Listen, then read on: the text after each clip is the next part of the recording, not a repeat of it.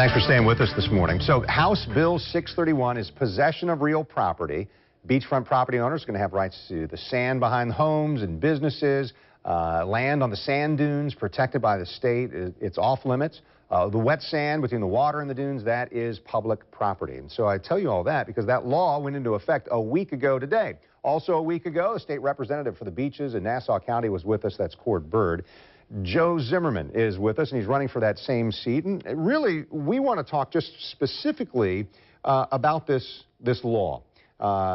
You don't seem to like it. The folks that you're connected with don't seem to like it. Tell me what the objection is. Sure. So this bill was passed during the last legislative session, and it immediately has been an issue of contention for the folks and the citizens back home in Nassau County. So the county commission has immediately at that point in time went and began a process of trying to define a permanent justified customary use policy. And they called upon the community to actually help them with that effort, which led Citizens for the Preservation of Public Beaches and Shores, to actually collect over 8,000 signed, notarized affidavits for that bill. And so what you see is a bill that perhaps was expected to not be controversial, actually wound up being quite controversial for a number of reasons. What are those reasons? Because as we heard last week, hey, this is a process bill, that it's this, it allows local communities like Nassau County or one of the communities at the beaches to write the local ordinance about how that's used. What's the controversy? Sure. It actually flips the process on its head a little bit. And what that means is that the process that was created makes it so that private property owners can go and challenge the right of people, beachgoers, to use the dry sand portion of the beach that is at the mean high water line. So what this means in layman's terms is basically where the seaweed falls and hits the ground. That's the mean high water line.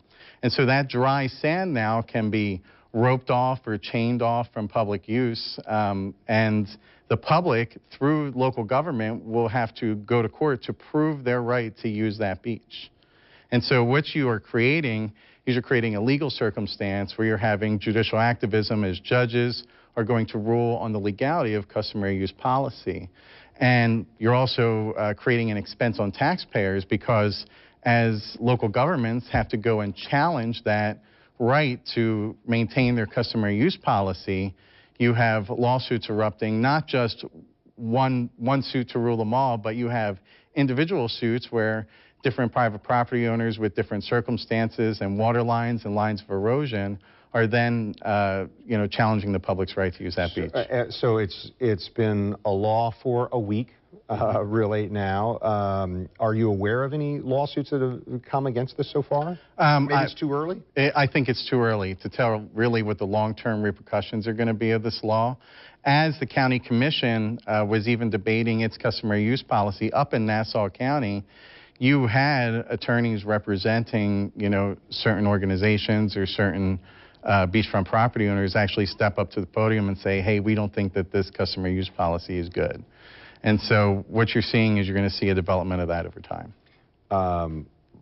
I guess I would go back to just a few days ago. So 4th of July, yeah, with this new law in place. Sure. Hundreds of thousands, if not millions, in Florida went to the beach for their Sure. holiday excursion. Sure. Didn't seem to be a problem. We didn't hear of anybody not being able to enjoy the beach because Sure. of this over our holiday weekend. Right. And I think that's going to take some time to manifest itself. From my perspective, where you're sitting is this is a rights issue, where I don't think you should have a private property owner who may decide down the line, or a future purchaser of a piece of land, buy that land with the intention to privatize it. In fact, it was done in satire, but down in Indian Rocks Beach, you had people who walled off a portion of the beach in order to demonstrate the power of that bill after it took place. And it kind of became viral and made local news down there as well.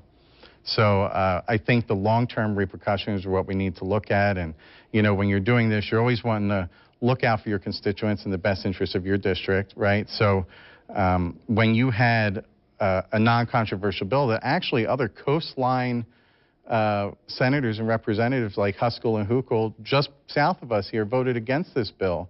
And it was actually debated in committee for the same reason. So I would point out that not that many people voted against it because it passed in the House 95-17 and it passed in the Senate 29-7. We're running out of time here, but last point for you, and then we've got about 20 seconds left. Sure. I think we need to revisit this bill and analyze whether it steps on the home rule and private property, owners are able to really restrict access to the public. Joe Zimmerman, appreciate it. Thank you so much. A differing view and some of the concerns for you and folks in Nassau County. Thanks so much. That. So This Week in Jacksonville airs each Sunday morning at this time. We invite you to join us every week. And next week, by the way, the new Duval County Superintendent of Schools will be here. Democrat Chris King, who's from Orlando, running for governor for the Democrats. And our News for Jax political analyst Rick Mullaney will be back as well. I'm Kent Justice. Thanks for watching on air on Channel 4 and always online at news4jax.com.